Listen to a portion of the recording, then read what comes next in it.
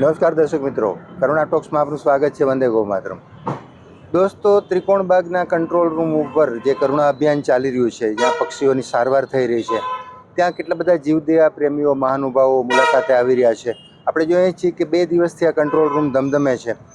આ વખતે એટલું સારું છે કે થોડા પક્ષીઓ ઘાયલ થઈને ઓછા આવી રહ્યા છે, પણ જે મહાનુભાવો મુલાકાત આવી રહ્યા છે, જે ભાવુક દ્રશ્યો ત્યાં જુએ છે, પક્ષીઓની સારવાર થતા જુએ છે, તો કોઈના પણ દિલમાં કરુણા, અનુકંપા જાગી જાય એવા દ્રશ્યો ત્યાં જોવા મળે છે. મારી સાથે અત્યારે સાયબર સેલ એક્સપર્ટ ગુજરાત પોલીસના ગોપાલભાઈ વિઠલાણી અને હિરલબેન વિઠલાણી ઉપસ્થિત છે. આપ બંનેનું સ્વાગત છે. નમસ્તે. Thank you. ગોપાલભાઈ, સૌથી પહેલાં તો મને એ જણાવો કે જે દ્રશ્ય આપે ત્યાં જોયા, આપણે પતંગ ઉડાડતા હોઈએ અગાસી ઉપર ચડીને, ધાબા ઉપર ચડીને, ત્યારે આપણને ખ્યાલ નથી હોતો કે આપણા આનંદને કારણે કેટલું બધું નુકસાન કોઈ જીવને થતું હોય છે. તો એ દ્રશ્ય તમે જોયા, તો થોડું મારે આપની પાસેથી વર્ણન સાંભળવું છે કે કયા પ્રકારના દ્રશ્યો આપને શું લાગ્યું ત્યાં જોઈને? એકચ્યુઅલી અબોલ જીવોની જે સેવા છે જી, એ વર્ષોથી અમે તો જોતા આવીએ છીએ. કરુણા ફાઉન્ડેશન, શ્રી મિત્તલભાઈ ખેતાણી, પ્રતિકભાઈ સંઘાણીને સમગ્ર ટીમ, જી, ગ્રાઉન્ડ લેવલથી ઉપરના વ્યક્તિઓ જે રીતના સેવાભાવથી બધા કાર્ય કરે છે, અને સંક્રાંત સિવાય પણ, સંક્રાંતમાં તો સ્પેશિયલી આવા બધા આયોજન હોય છે, વ્યવસ્થાઓ ગોઠવવામાં આવતી હોય છે, સાથે સાથે એના સિવાય રૂટીનમાં પણ આ બધું ચાલુ હોય છે. ત્યારે આજે અમે દર વર્ષની જેમ આ વર્ષે પણ અહીંયા આવ્યા, અને ઘણા બધા નાના નાના જીવો, કબૂતર હોય, ચકલી હોય, એવા જે નાના નાના જીવો છે એને એટલા બધા ઈજા થતી હોય છે. હવે આપણે જ્યારે છોકરાઓ અથવા તો અમારી યંગ જનરેશન પતંગ ચગાવતી હોય છે, ત્યારે એમને એટલી આનંદ આવે, પણ એટલું વિચારી નથી શકતા કે ભાઈ આને લીધે નાના નાના જીવોને કેટલી તકલીફ પડે છે. જી. તો આવા સમયે ઘણી બધી પેપર્સમાં અપીલ પણ આવતી હોય છે, છાપામાં ને બધે, અને અમે પણ ભૂતકાળમાં આ બાબતે અપીલો કરેલી છે કે બને ત્યાં સુધી કોઈને નુકસાન ન થાય. સાથે સાથે ઘણીવાર લોકોને પણ આંગળીમાં, છોકરાઓને, લોકોને આંગળીમાં વાગી જાય એવા દોરાને તમે જોયું હશે કે પોલીસની અવેરનેસ જે આપવામાં આવી કે ચાઇનાના દોરા ન ઉપયોગ કરો, છતાં પણ એવા દોરા પકડાતા ગુના ઘણા બધા નોંધાયા, અને સાદા દોરામાં પણ પક્ષીને બહુ ઈજા થઈ છે. ત્યારે ખૂબ મોટી એમના માટે વાત છે કે આવી બધી વ્યવસ્થા કરીને એમની સેવા કરવી એક બહુ સારું કામ કરવામાં આવે છે. જી. હિરલબેન, આપે પણ ત્યાં જે દ્રશ્યો રૂબરૂ જોયા, તો ખાસ કરીને આ વખતે હમણાં જ ડૉક્ટરો સાથે અમે વાત કરી. ડૉક્ટરોએ એમ કીધું કે આ વખતે કેસીસ 1/3 છે. અત્યાર સુધીમાં 300-400 પક્ષીઓ ઘાયલ થઈને આવતા, આ વખતે માંડ 100 સવા, એટલે બહુ સારી વાત છે આ કે ભાઈ આ વખતે 1/3 ઇન્જર્ડ છે. તો મને લાગે છે લોકોમાં જાગૃતિ આવી છે, સંસ્થાઓ, સરકાર, અને જે કક્ષાએ આખો મેસેજ જઈ રહ્યો છે એને કારણે મને લાગે છે લોકોમાં જાગૃતિ. બીજું, રાજકોટમાં મેચ છે એ પણ થોડું કારણભૂત હોઈ શકે. તો આ બહુ સારા સમાચાર છે કે ભાઈ આ વખતે ઇન્જરી ઓછી છે. થોડું તમે ત્યાં જોયું છે તો તમે પણ થોડી વાત કરી દો એ વિષય ઉપર. નમસ્કાર. સૌ પ્રથમ તો હું બધાને ખૂબ ખૂબ અભિનંદન પાઠવીશ. મકર સંક્રાંતિનો આ સુંદર મજાનો પર્વ છે, હિન્દુ સંસ્કૃતિનો આ પર્વ આપણે સૌ ઉજવી રહ્યા છીએ.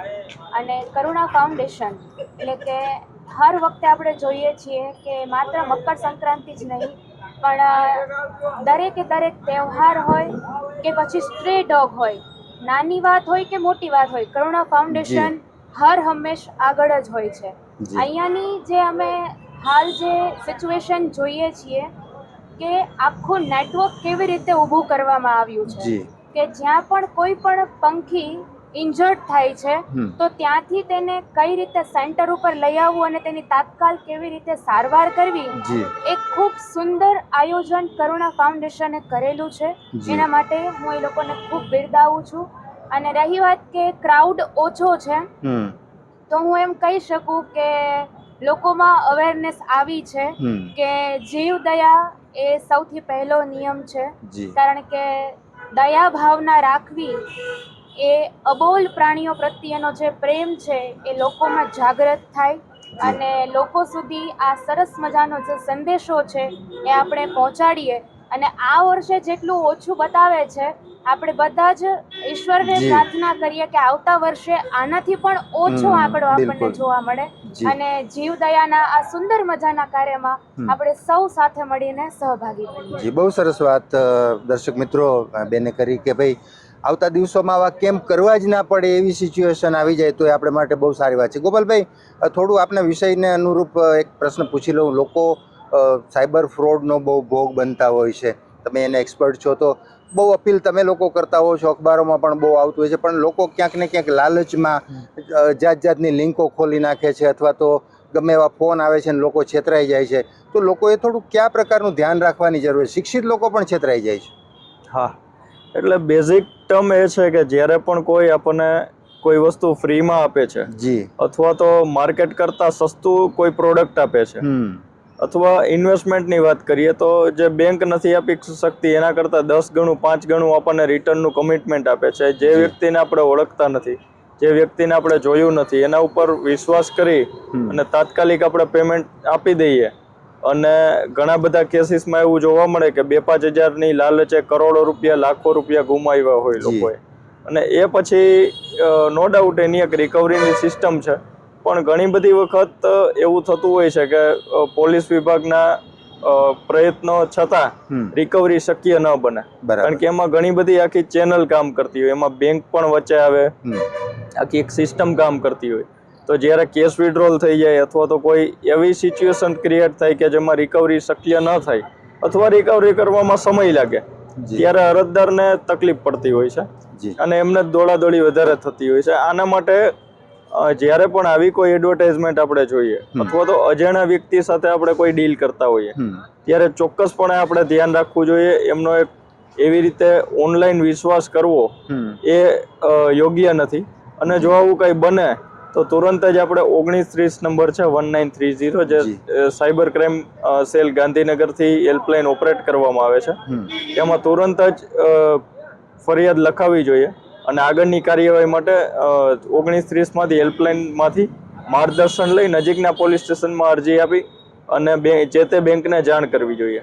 વાહ, ખૂબ સરસ માર્ગદર્શન આપ્યું અને લોકો ખાસ કરીને આવી નાની મોટી બાબતમાં લાલચમાં આવીને છેતરાઈ જતા હોય છે. અચ્છા, આજે જે સવારથી અહીંયા દ્રશ્યો અમે જોઈ રહ્યા છીએ, અહીંયા જે સારવાર ચાલી રહી છે પક્ષીઓની, લોકોને પણ થોડી અપીલ કરવાની જરૂર છે કે હજી ચાઇનીઝ દોરી પ્રતિબંધિત છે તો ક્યાંક એનો ઉપયોગ થઈ રહ્યો છે, અથવા તો એક 10 રૂપિયાની પતંગ માટે આપણે અબોલ જીવોને મોટું નુકસાન કરી બેસીએ છીએ. તો લોકોને થોડી બંનેને વિનંતી કરું છે કે એક પછી એક લોકોને પણ એક અપીલ કરો કે ભાઈ 10 થી 5ના ગાળામાં જ પતંગ ઉડાડે જ્યારે પક્ષીઓ ઓછા ઉડતા હોય છે. અને આ પ્રકારના ફટાકડા, રાત્રે લોકો ફટાકડા બહુ ફોડતા હોય છે બિનજરૂરી રીતે. મકર સંક્રાંતિ ફટાકડાનો તહેવાર છે જ નહીં, પણ હવે એક આખું બધું ચાલ્યું છે તો એને કારણે પણ બહુ મોટું નુકસાન પક્ષીઓને એને ઓવરઓલ થતું હોય છે. તો લોકોને એક અપીલ કરી દો.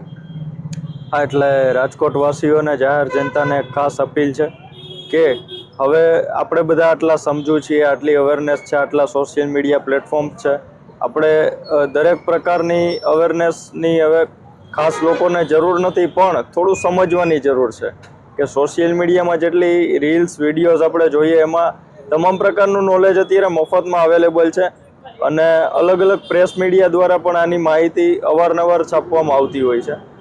ત્યારે પર્યાવરણને નુકસાન થાય, આપણને નુકસાન થાય, કુદરતી જે નેચરલ એટમોસ્ફિયર છે એમાં કોઈ ચેન્જીસ આવે, એવું બને ત્યાં સુધી વાતાવરણ ઊભું ન કરવામાં આવે તો આપણને અને ભવિષ્યમાં આપણી પેઢીઓને કંઈ તકલીફ ન પડે. માટે આવા અબોલ જીવોને કંઈ તકલીફ પડે એવું પણ કામ ન કરવું જોઈએ. સાથે સાથે પર્યાવરણનું જે વાત થઈ કે ભાઈ આવી રીતે ફટાકડા ફોડવાથી જે ધુમાડાનું પ્રદૂષણ થાય છે અને એનાથી લોકોને પણ શ્વાસ લેવામાં જે તકલીફો થતી હોય, તેનાથી આપણે સાવધાન રહી અને આવી કોઈ પ્રવૃત્તિ ન કરવી જોઈએ. જી હિરલબેન, મારે ખાલી એટલું જ કહેવું છે કે કરુણા ફાઉન્ડેશન જે પ્રેરણા આપી રહ્યું છે કે અબોલ જીવ પ્રત્યેનો પ્રેમ કેવો રાખવો જોઈએ, બસ આ એક સરસ મજાની જે એમની ભાવના છે એમના તરફથી આપણે આ પ્રેરણા લઈએ અને બને તેટલું ઓછું, તમે જેવી રીતે વાત કરી કે 10 થી 5ના સમયગાળામાં આપણે પતંગ કે એવું કાંઈ બી કરવું હોય તો કરી શકાય, પણ બને ત્યાં સુધી ન જ કરવું જોઈએ, કારણ કે આપણા હાથે કોઈ જીવને નુકસાન થાય, કોઈનો જીવ આપણા હાથે જાય તો એ ખરેખર બહુ મોટું પાપ કહેવાય છે. એટલા માટે આવા કોઈ પણ પ્રકારના કાર્ય ન કરવા જોઈએ અને સાથે સાથે દરેકે દરેક જીવ પ્રત્યે આપણે દયા ભાવના રાખવી જોઈએ. અને આ સમસ્ત ટીમને હું ખૂબ ખૂબ ધન્યવાદ વ્યક્ત કરું છું કે તમારા આ સુંદર મજાના કાર્યમાં અમે પણ થોડુંક યોગદાન આપી શકીએ અને આપના તરફથી મળતી આ પ્રેરણાને અમે લઈ રહ્યા છીએ. જી, ખૂબ સરસ. આપ બંને તરફથી યોગદાન મળી જ ગયું છે. અમારા દર્શકોને સરસ મજાની ટિપ્સ જે આપે વાત કરી એમાંથી મળી ગઈ છે. મિત્રો, આપણે ગોપાલભાઈ અને હિરલબેન વિઠલાણી સાથે વાત કરી, એમને જે ટિપ્સ આપી અથવા તો એમને જે પણ વાત કરી એમાંથી થોડું પણ આપણે જો ફોલો કરી શકીએ તો મને લાગે છે કે આપણે જીવદયાનું બહુ મોટું કામ કરી શકીએ. ફરી પાછા કોઈ નવા વિષય સાથે નવા વિષયના તજજ્ઞો સાથે મુલાકાત કરશું. ત્યાં સુધી રજા આપશો. નમસ્કાર.